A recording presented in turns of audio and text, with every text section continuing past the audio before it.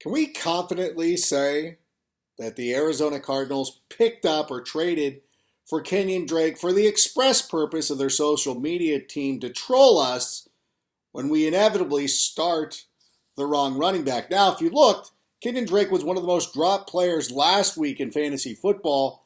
And I understand a lot of you are going to rush to the waiver wire and pick him up. And some people even suggested he should be a free agent right now or he should have been on Monday because he had never really played. He was kind of like on a bye week. I understand there were some issues with that. We apologize. That is a situation that we will work on in the future. But one thing that I will say, this week against the San Francisco 49ers, I do like Kenyon Drake as a volume type player. Chase Edmonds, David Johnson probably won't play. What we've seen out of the Cardinals in recent weeks is that they will go with just two running backs. So there's going to be a lot of opportunity there.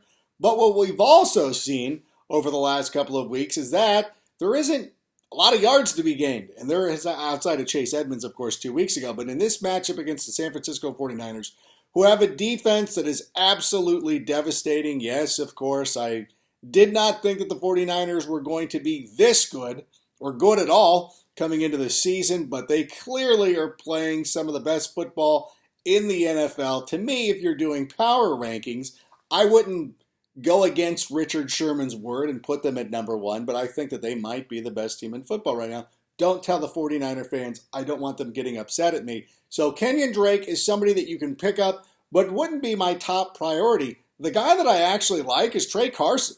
Now, we saw in recent years that the Detroit Lions are real hesitant about committing to somebody. You know what? There's somebody that likes to play the field. You know, they don't jump into a relationship. They kind of slow play it. They like to date a lot of people. They like to have a lot of running backs running around before they fully commit to somebody. We saw that, and finally, it seemed like years before they finally trusted Kerryon Johnson. And when we finally got Kerryon Johnson, all of a sudden they're like, he got hurt. That's what it was. It wasn't them. They fully committed. So now I understand why they were burned. They're like, hey, we loved before. We got burned because he got hurt. So why everybody went out last week and picked up Ty Johnson, they're like, no. We're going to give Trey Carson the most carries in this backfield. I knew that there was going to be some sort of shenanigans with him or J.D. McKissick or somebody like that. But Trey Carson has kind of looked like the player that they might be leaning on. And I like the matchup enough this week that I think it could be pretty good. So there is a running back that I would actually prefer. Of course, Darius Geis is somebody who could be coming off the waiver or coming off the IR sometime around week 11 if you're looking for some help in that vicinity. Raheem Mostert, who's going to be playing Thursday night with Matt Breida nursing an injury, Jeff Wilson left with a concussion. Neither one of those guys might be active. And if we're in a situation where the only two active running backs for the San Francisco 49ers are Tevin Coleman and Raheem Mostert, then I go out and I make that play. So I think that is a pretty good use of your waiver wire. As a matter of fact, if I'm picking one guy, if I'm picking one player that I need to pick up this week, Mostert is actually the guy that I would like the most. I know, it's weird, but I think it's a doable option, especially against that Arizona Cardinals defense. Now, I know a lot of you are going to be talking about wide receiver. What are we doing at the wide receiver position? There's not a lot out there. I know that some of you dropped Corey Davis already because you're upset because you trusted him for a week.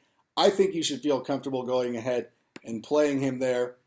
I also believe that you can look at Chris Conley with the Jacksonville Jaguars. They've got a great matchup this week against the Houston Texans, who have given up a lot of production, close to 45 points per game to wide receivers this season. I understand it's one of those games where they're going across the pond, but if Dede Westbrook is not going to play because of his shoulder injury, then I do see Chris Conley as a bye-week replacement. I know a lot of you are bummed out because Cooper Kupp is not going to be playing this week. I know personally, I've got this match, and I don't want to talk about too much. I don't want to talk too much about Fantasy League One. But of course, I'm playing Charles Melton when Josh Jacobs has the best matchup. Le'Veon Bell's playing the Dolphins. My guys are on buys, but whatever. So Chris Conley is somebody I would look at if I need a little bit of help at the wide receiver position. Some quarterback streamers, well, we just talked about the Jacksonville Jaguars and how advantageous that matchup is going to be, which means Gardner Minshew, who's still available in like 50% of leagues. I know that every time that I do my rankings, people are always a little bit like, why are you trusting Gardner Minshew? And I'm like, I don't know, because he's out there scoring fantasy points. What do you want from me? This guy is a good player. He's made a lot of fantasy points. He's doing great. And again, this matchup against the Houston Texans, even though it's in London and weird stuff happens in London, I still feel pretty good about it. Derek Carr.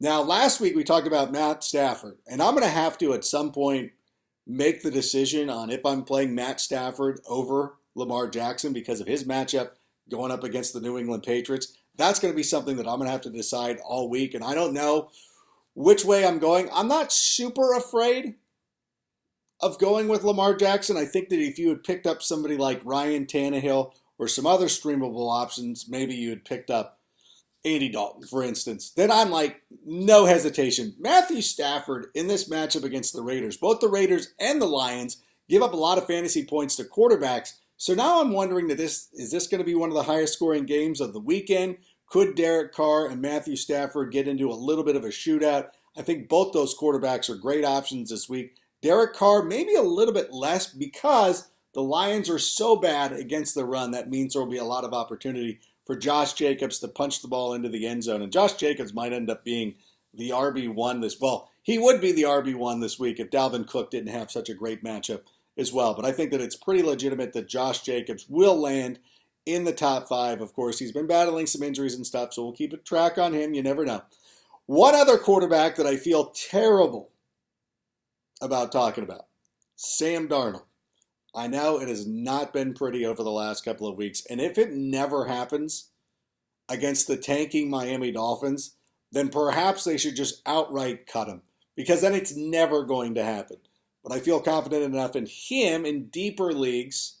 Again, I wouldn't start him over Lamar Jackson or anything like that. I wouldn't be that worried about Lamar Jackson's matchup. But at the same time, I feel this is a pretty good opportunity for Sam Darnold to go get right. So get him. If you need some quarterback help, I know there's some guys like Jared Goff who are on a bye this week, but hopefully you've already been planning ahead because Dak Prescott comes back this week. Also check your waiver wire too. Like I'm in a league where some dudes dropped Dak Prescott during his bye week, and I'm like, well, crap. I have Matt Ryan in that particular league. I'm like, I should at least have Dak, and I can play him this week going up against the New York Giants. Some of your tight end streams. Chris Herndon, who knows? Ryan Griffin looked pretty good. I had Darren Fells in my league of record, and I didn't feel great about it, so I dropped him and picked up Jimmy Graham, which was the dumbest thing I've ever done in my life. Ever.